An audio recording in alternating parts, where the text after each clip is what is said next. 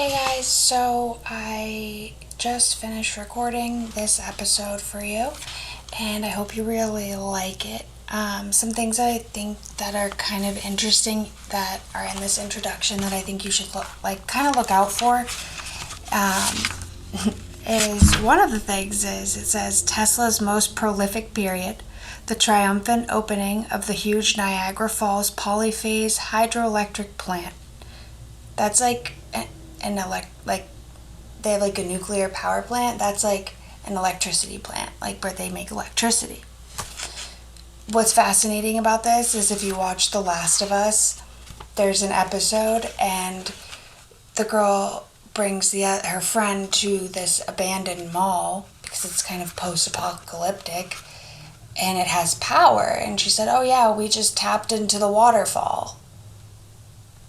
Of course there's like no mention of that, like it's just so casually thrown into TV, but no credit given to him. I think that's pretty wild. And then this right after it talks about a mechanical oscillator that can vibrate thousands of times a second, and they were capable of disintegrating steel. I find this wild because if he was able to do that, what are we waiting for? We're in this climate crisis and everybody's producing too much waste, and why not just throw it in some of our crap into this mechanical oscillating machine? Just doesn't make sense to me. The other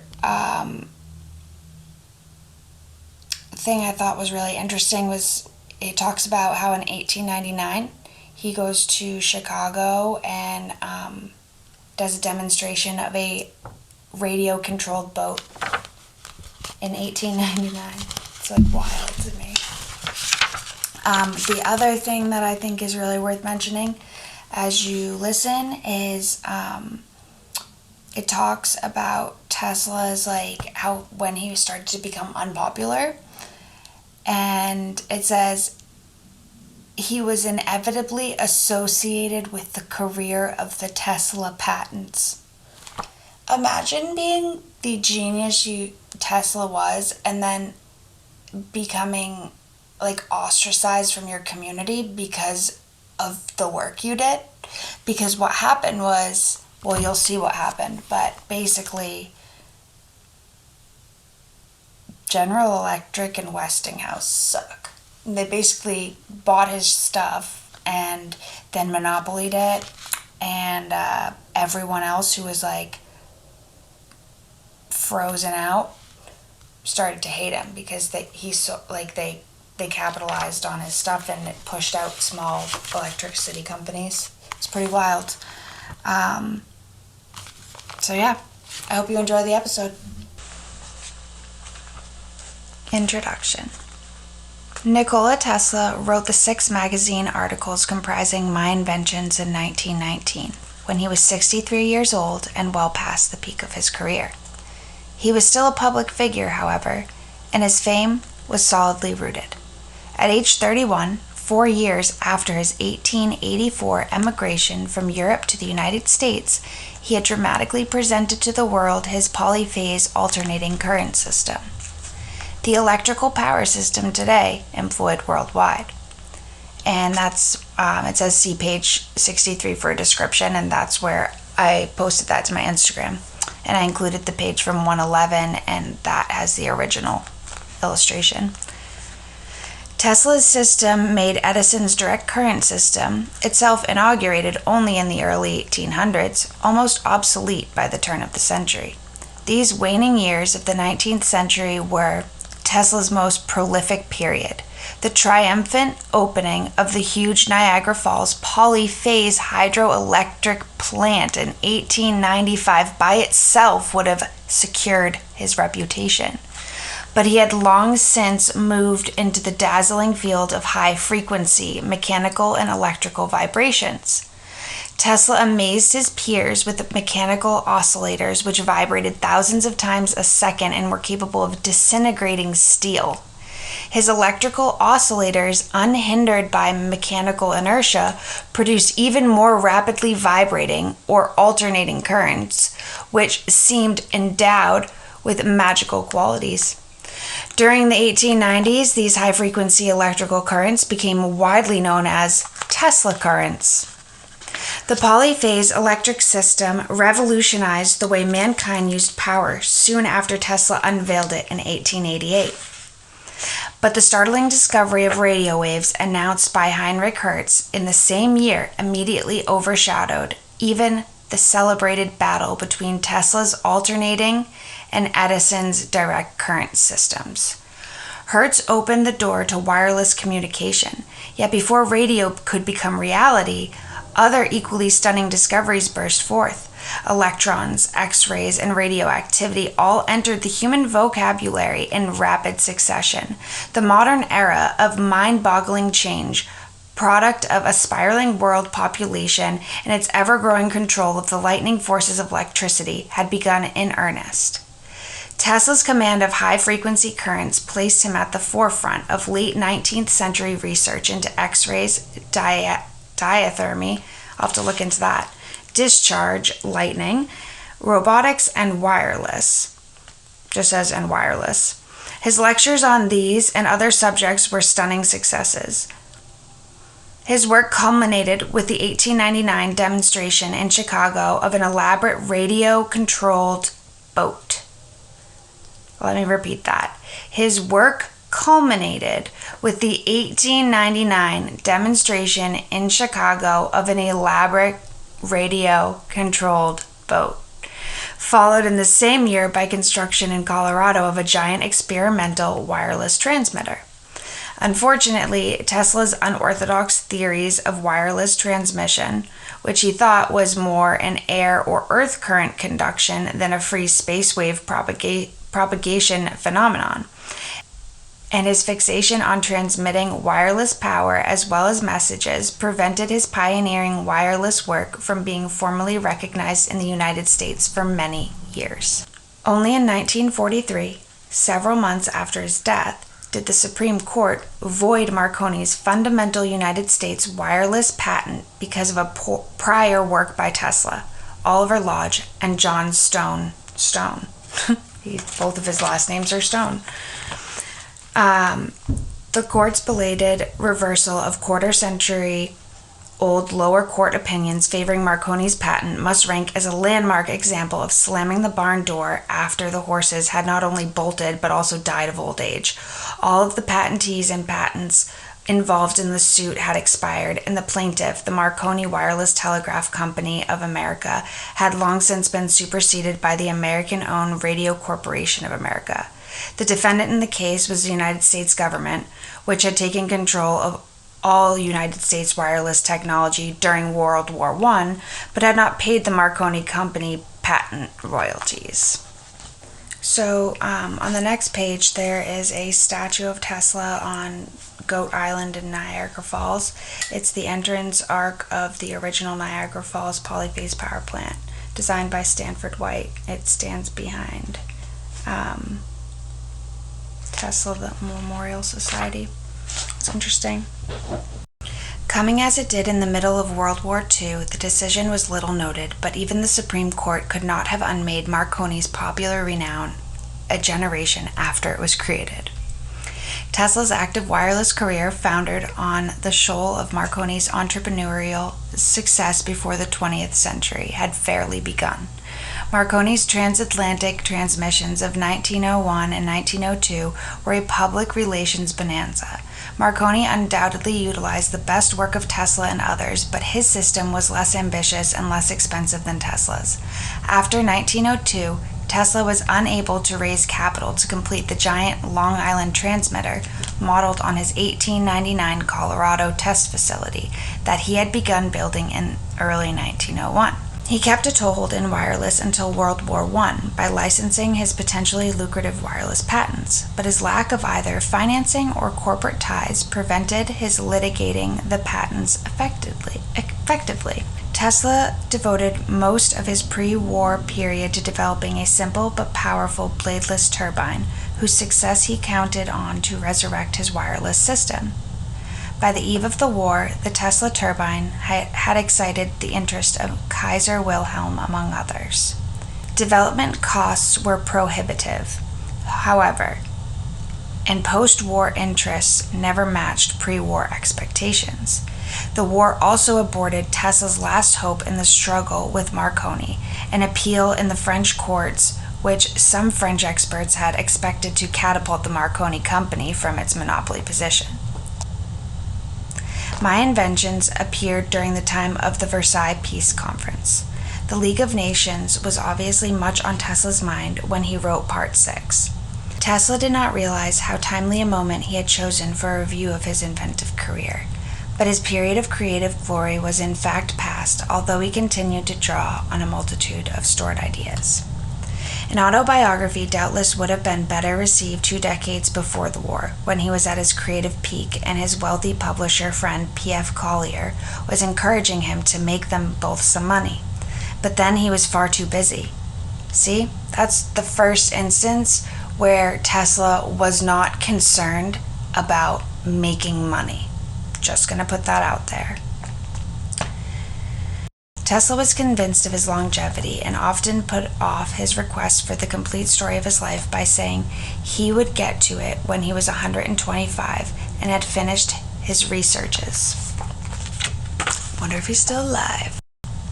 If it seems a great misfortune that his penury at half that age enforced an early end to his work, it is partial consolation that he used some of his free time to write about himself. By 1919, Hugo Gernsback, publisher of the magazine Electrical Experimenter, in which my inventions appeared, had been entreating Tesla to write articles about his work for over a decade. In later years, he even offered Tesla an associate editorship in hopes of getting the famous name on a magazine masthead. Gernsback was enthusiastic not only because he was himself a longtime Tesla admirer, but also because he knew Tesla's name remained one to conjure with. His controversial reputation would sell magazines. Tesla's various electrical experimenter articles were very popular and created such lasting impressions on readers that even today, many people think of Gernsback whenever Tesla is mentioned. Gernsback himself is best remembered as a publisher and writer of science fiction. However, and Tesla's brief but highly visible association with him may not have enhanced the inventor's reputation in the scientific community. In the 2 decades, it's funny how just being associated with a science fiction writer, you lose credibility. That's pretty messed up, especially with someone who's that good, and he was like an editor of the publisher of Electrical Experimenter. Like, that's wild. In the 2 decades following the publication of my inventions, Tesla came increasingly to seem a visionary inventor without portfolio, given to making extravagant claims to the press. Because perceptions of him have been distorted in some unfortunate ways by this public image of his twilight years, it is useful to trace the twin roots of Tesla's reputation for controversy and his peculiar relationship with the press. Tesla was always a visionary, as my inventions makes clear. From the time he first captured the public's attention, he rarely hesitated to make bold prophecies and ambitious claims, but because his patents quickly proved among the most valuable in history, let me repeat that, but because his patents quickly proved among the most valuable in history, and because he was generating new inventions at a phenomenal rate, his statement seemed amazing, but entirely credible also. Truth was more amazing than fiction in the 1890s. Dang. Maybe we should go back to the 1890s. And Tesla was not... Okay, so truth was more amazing than fiction in the 1890s, and Tesla was not the only man with revolutionary dreams.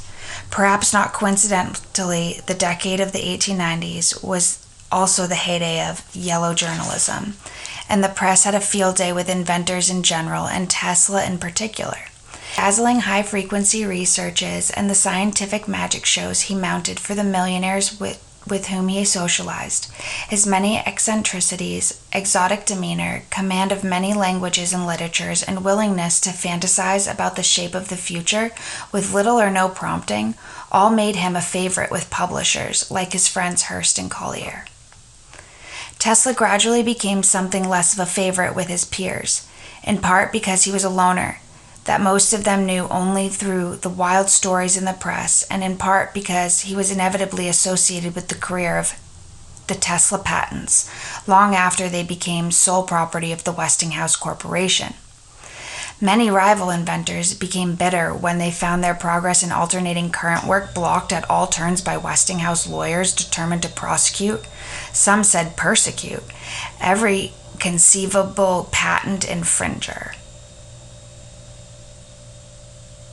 Do you see what happened to him?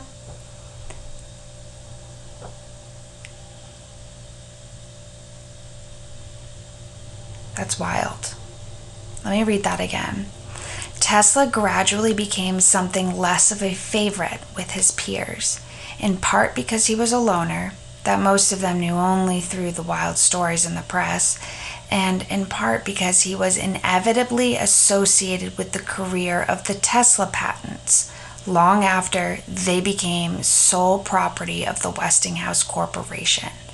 Many rival inventors became bitter when they found their progress in alternating current work blocked at all turns by the Westinghouse lawyers determined to prosecute, and some said persecute, every conceivable patent infringer.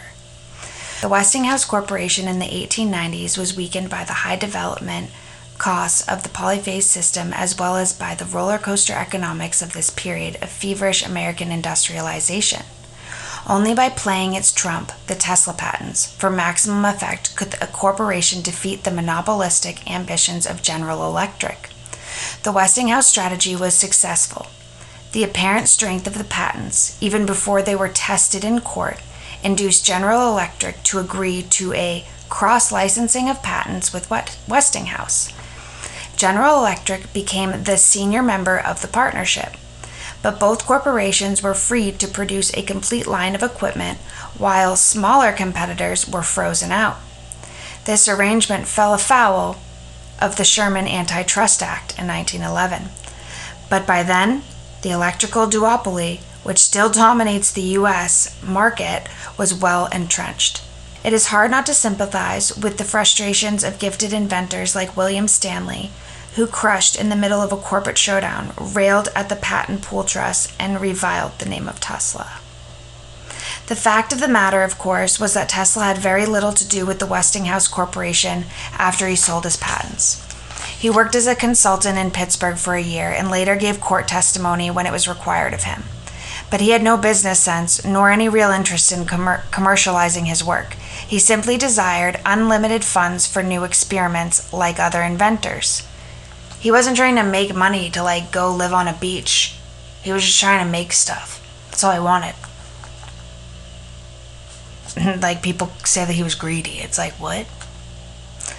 For a time it appeared to the naive that Tesla... Okay, see? Let's look at this. And some people still today do this because you can find this information. People say he didn't want free electricity. He wanted money. So this is that. Okay. For a time it appeared to the naive that Tesla's lucrative royalty agreement, $2.50 per motor horsepower, would give him Rockefeller fortune. But in 1896, Tesla became as much a pawn of the patent trust as anyone. General Electric, not in business to enrich independent investors, made outright purchase of the Tesla patents a precondition to patent pooling, and the polyphase royalties, worth millions on paper, were signed over for $216,000. When he was questioned in court about his transaction some years later, Tesla admitted ignorance of the details of the sale. He always left such matters to his business partners. The powerful Tesla patents were a focus of much animosity, but Tesla himself, a perpetually abstracted man who actually seemed uncomfortable with money, was the furthest thing from a robber baron. Damn. The public, however, rarely glimpsed the real man. The words of Tesla's friend, science writer Kenneth Sweezy, Tesla never quite left his world. The thoughts and problems on which he was working, he often would draw sketches on tablecloths while awaiting meals, or would abruptly interrupt conversations to return to his pressing thought experiments. The public knew that Tesla ate in elegant restaurants but did not realize that his obsessions about food and his compulsion to keep up appearances locked him into habits he could not change no matter how destitute he became. Typically, he might borrow from Peter in order to pay for Paul's dinner and was incessantly in debt. Similarly, the public was aware of Tesla's glamorous social life, and indeed, the attentions of the wealthy at first helped reassure Tesla he had arrived. But few people understood that Tesla was a totally driven man. He tolerated the idle pursuits of the rich primarily because he needed patrons for his ambitious projects. Finally, the public read so much hyperbolic praise of Tesla at the start of his career that their perception, and even his perceptions, of Nikola Tesla were permanently distorted. Like a gifted actor transformed by Hollywood into a star, Tesla became a victim of his public image. The impossible expectations of inventor and public alike resulted in an apparent credibility gap once Tesla became unable to silence criticisms with the customary flood of new work, and those rivals who resented his earlier success were quick to emphasize how the mighty had fallen. It's like wild. People love to love you and they love to hate you. Reginald Capp, whose father Gisbert was Tesla's friend and peer, once observed that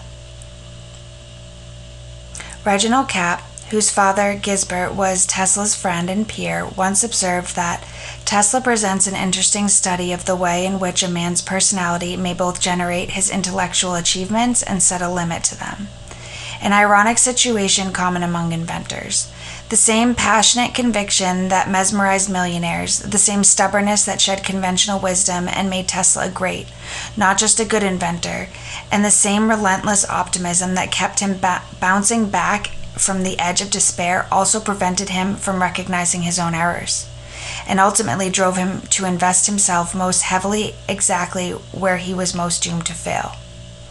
Tesla always projected supreme self-confidence, aggravating less sanguine investors who little suspected how this role trapped him into making ever greater demands on himself as his fortunes faltered. Tesla had a need for recognition that my invention shows to be deeply rooted in childhood, and he was paradoxically capable of deploring his sensationalized press coverage one moment and fostering it with startling predictions and promises the next. The technical press, although loath to dismiss Tesla's claims outright because of his formidable reputation, began to insist that he more concretely support them. Popular press was more forgiving. However, Tesla, the controversial visionary, could sell newspapers and magazines just as fast as Tesla, the scientific Superman, ever had. The turning point in Tesla's relations with the press came in June 1900 with the publication of The Problem of Increasing Human Energy. Tesla returned to New York in 1900, having exhausted all of his funds on his Colorado wireless researches. Hoping to attract new money for a projected world system of wireless power and message transmission, he arrived with his friend Robert Johnson, editor of Century magazine, to print a lengthy article on his recent work. Johnson had been instrumental during the 1890s in introducing Tesla to millionaire investors, most of whom were predisposed to admire the inventor because of the strange hold the Tesla patents had on alternating current technology. The Century article represented Tesla's first completely intentional effort to use the power of the press to raise money.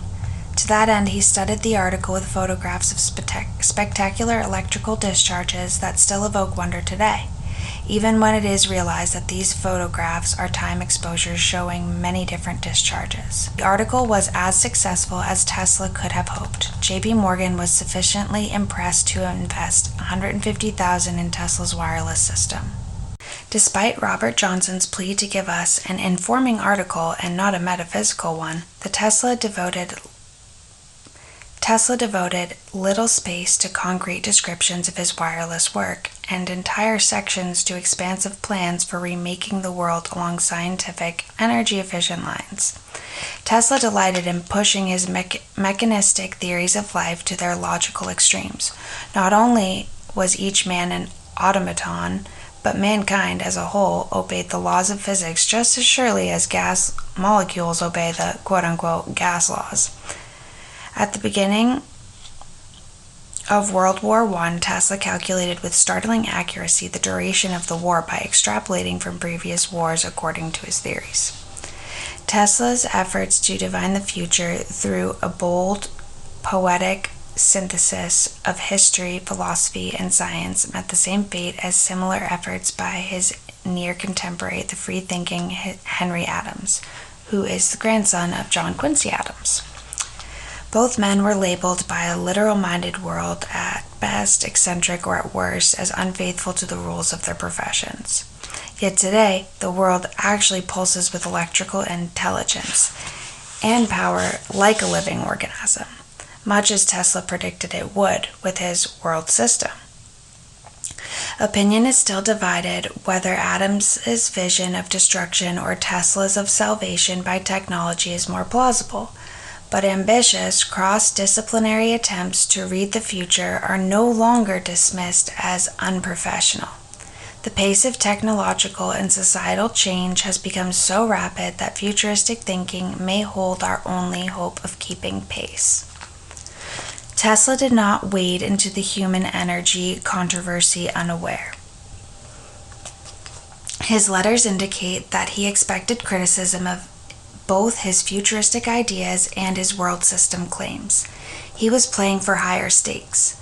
As Marconi, biographer Orrin Dunlap observed, Tesla might well have become the father of radio in the eyes of the public instead of Marconi. Tesla was gambling his reputation, much as Edison had once gambled his by proclaiming in the most spectacular terms the success of his lightning system before it had even operated in the lab. Extravagant claims are often a necessary part of entrepreneurship. They attract criticism but also investors. Like Edison and Marconi, Tesla had total confidence in his untested new system, but unlike them, he was not a natural entrepreneur. Marconi knew himself to be in a race to perfect radio and predicted his every action on its advertising value. By contrast, Tesla wanted to unveil his completed world system one morning and have all competitors retire, defeated from the field. His polyphase success had been quick and sweeping.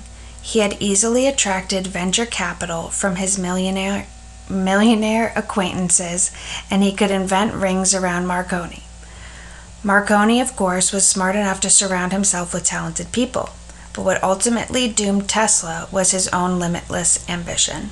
Marconi wanted only to send messages, but Tesla's real purpose, disguised from J.P. Morgan, who must have looked at the Century article's pictures without reading the text, was to wirelessly electrify the entire Earth, instantaneously making available to the world's remotest hamlet all the benefits of the electrical age, free for the taking. Tesla was so intent on this utopian goal that he had hardly bothered to publicize his wirelessly controlled boat, which, in 1898, was years ahead of the devices of his radio and robotics competitors. Whatever one thinks of the practicality of Tesla's plans to rhythmically disturb the electrical condition of the Earth, making power available everywhere, it is a pity that he was never able to fully test it after having come tantalizing close to completing his Long Island transmitter. Tesla never completely recovered from watching his favorite child suffer slow financial starvation. After an initial period of severe depression, he recovered the semblance of his former positivism and recommenced inventing. But he never gave up hoping to revive his greatest project. Considering Tesla's roots in the mid-19th century, this fixation on the lost opportunities of the past, which so impeded his acceptance of and by 20th century science, hardly seems surprising. Few men can be avant-garde in successive centuries. My Invention shows Tesla is still remarkably ready at age 63 to laugh at his own grandiose ambitions. But by the end of his long life, his visionary predilections, weakness for the press, and longing to recreate past triumphs had eroded this perspective. Tesla's final years were marked by startling announcements of perpetual energy machines and ultimate weapons that apparently never existed outside his mind, and whose workability it is therefore impossible to judge. Perhaps he thought he could use the newspapers to galvanize public attention as he once had used the Century magazine. But, never having learned the perils to amateur publicists of trying to play the press, he succeeded mainly in making himself a newspaper oddity, a colorful relic from the already distant 19th century. Ultimately, Tesla and the press settled into a familiar yearly ritual, wherein the inventor invited reporters to a lavish birthday dinner he could ill afford and regaled them with schemes more visionary than those of the year before. Tesla outlived most of his contemporaries and followed the pattern of the great inventors. Old age only reinforced the stubbornness that had, in youth, enabled him to withstand the world's unanimous doubts and overturn its conventional wisdom.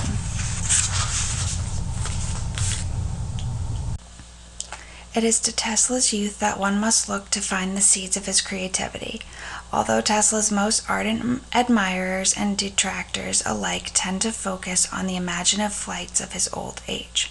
Detractors cite these as the fantasies of a hopeless dreamer, while admirers regard them as inspirations of an infallible prophet. Fortunately, Tesla, in My Inventions, places particular emphasis on his youthful experiences as determinants of all that followed, and his irreplaceable and fascinating testimony has been a primary source for all Tesla biographers.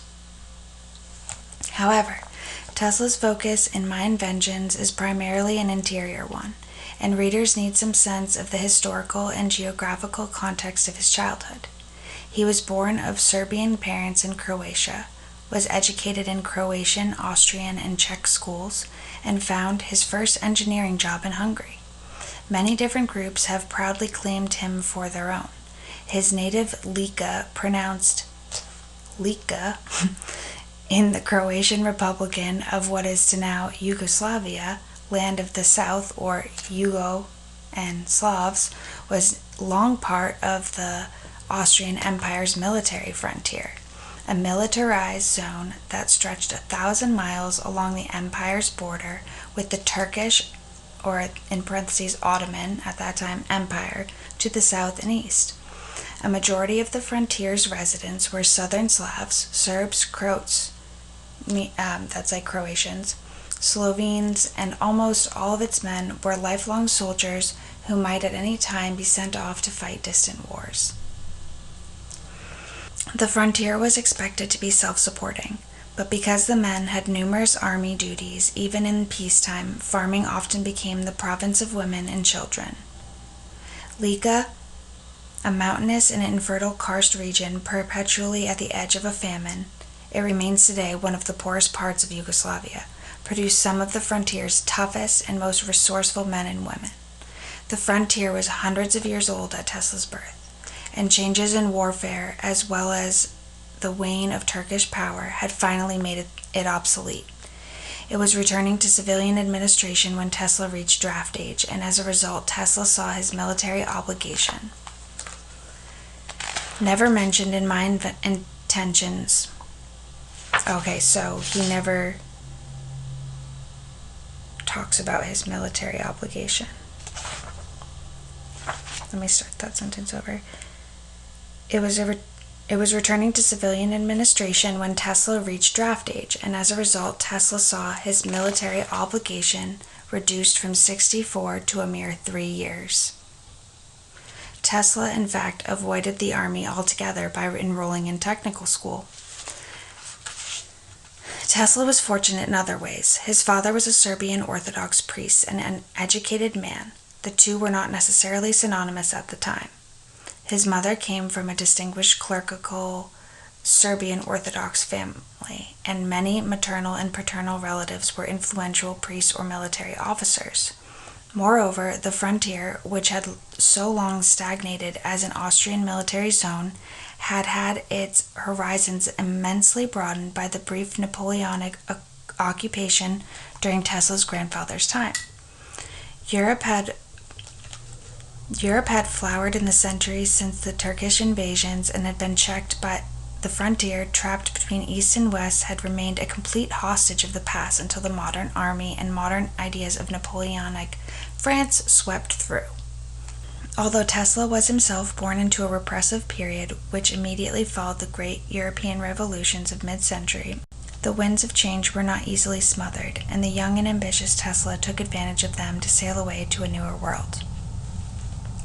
In My Inventions, Tesla only alludes to most of the ancient traditions that he left so far behind.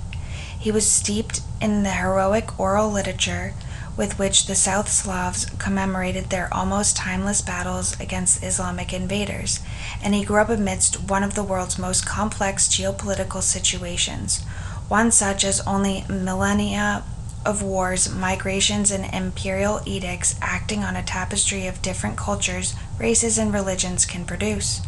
Many ancient tensions remain today. Catholic, Orthodox, or Muslim, it's spelled Moslem, German, Hungarian, or Slav, Serb, Croat, or Albanian. Each group must coexist with the others, but it is hindered by memories of old conflicts and the need to retain a cultural identity. The Balkans are perched, as ever, between competing empires. Although the names have changed and the Islam is once again casting a long shadow into Europe, these influences on Tesla ignored in My Inventions are unfortunately far too complex to be developed here, but they certainly deserve study by anyone desiring to understand Tesla's world better. So I just wanted to point out that this just made a comment. The author said, and Islam is once again casting a long shadow into Europe, and that is not my idea. I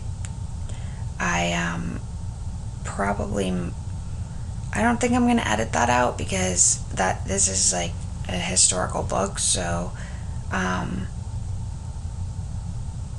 don't know what that means. It's not my opinion though. So, where are we?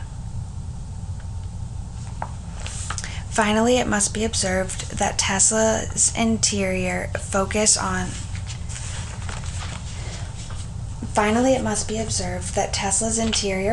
in My Inventions gives the reader an incomplete picture not only of Tesla's surroundings but also of the childhood experiences which he recognizes as being so important. Autobiographies, almost by definition, leave out many of the most critical parts of a person's life, parts he or she cannot see clearly or perhaps would rather forget.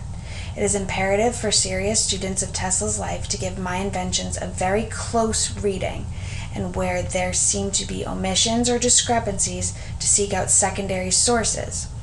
European writers have done some insightful detective work concerning Tesla's early life, but American biographers, more fascinated by Tesla's glamorous American period than his difficult formative years, have uniformly contented themselves with unimaginative digests of My Inventions. This writer's own views on the subject of Tesla's early life, developed in the biography and in creating Live, will not be detailed here. Tesla should be afforded the right to tell his own story, and readers the right to form their own opinions before extensive interpretation is entered into. I love that. Unfortunately for the many readers already familiar with either John O'Neill's 1944 biography of Tesla, The Prodigal Genius, or later biographical accounts derived from it, approaching Tesla's autobiography without preconceptions is difficult, if not impossible. Well, I don't know. I kind of think most people already have some preconceived notions of Tesla, and that's why I chose to give you guys some context. So if that screwed you up, my bad, but I don't really care. So let's see.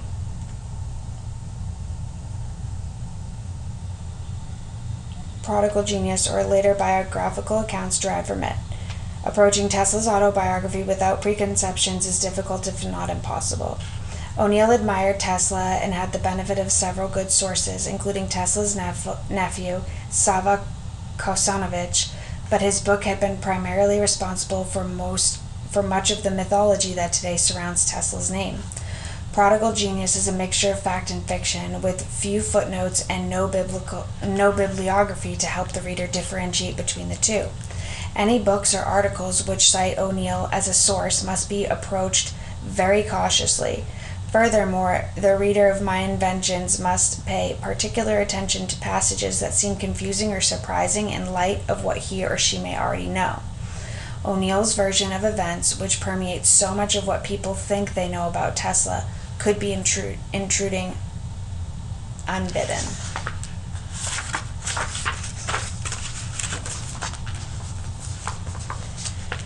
An excellent example of how a myth, once given birth, can perpetuate itself indefinitely is the story of Tesla's prevision of his mother's death, told in The Prodigal Genius and repeated in every American biography since. O'Neill was a fervent spiritualist who was convinced that Tesla had psychic powers, although Tesla himself wrote in My Inventions that he only once had an experience that he, for a time, thought might be supernatural. This was a vision of his mother on a cloud full of angelic figures which came to him. It's on page 104, it says in parentheses, at about the time of her death. Tesla was then bedridden not far from his mother, himself, having been overcome by the strain of lecturing in Europe, next rushing home without an hour's rest, and finally attending his mother's bedside during her last weeks of life. Some time after her death, when he had recovered his equilibrium, Tesla rationally explained the vision to himself. That's on page 105, and I'll post both of those. But O'Neill apparently never accepted this explanation. When Tesla had died and could not protest, O'Neill invented another supernatural episode, the prevision story, and made it the centerpiece of his case for Tesla's psychic abilities. Many of the errors in Prodigal Genius can be attributed to O'Neill's rush to get into print. He was in failing health, yet was determined to publish America's first Tesla biography. In the case of the prevision story, however, he deliberately edited a passage of My Inventions. He edited pages 94 and 95 to make it seem that Tesla saw in advance his mother's death and the events surrounding it. Tesla actually described a post-vision, which took place at the climax of an amnesic episode sometime after his mother's death in 1892. On page 94, he says the episode grew out of his exhaustion from struggling with his grounded transmitter. While on page 106, he says he only began his wireless investigations in 1893. Tesla's account is very clear to anyone who has not read O'Neill's version first.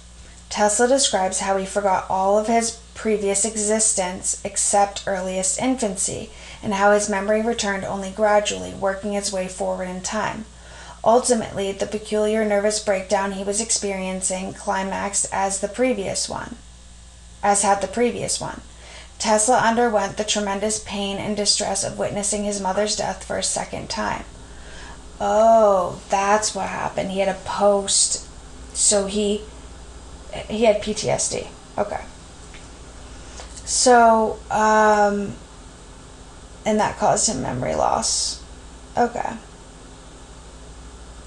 Tesla underwent the tremendous pain and distress of witnessing his mother's death for a second time.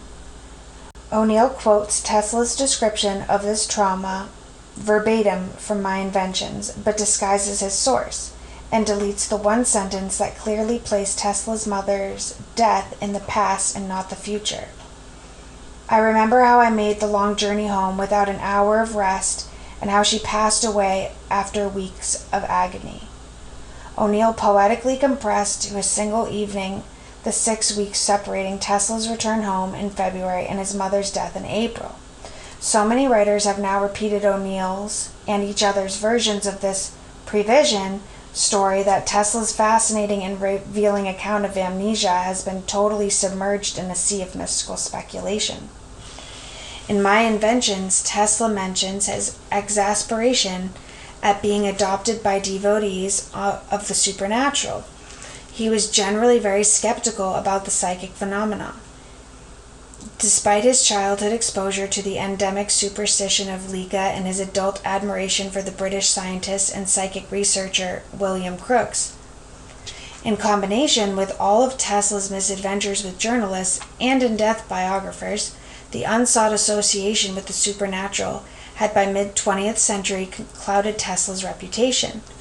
Fortunately, however, the indefatigable educational efforts of the late Kenneth Sweezy and other Tesla admirers have regained for Tesla's name the respect it once commanded. In 1956,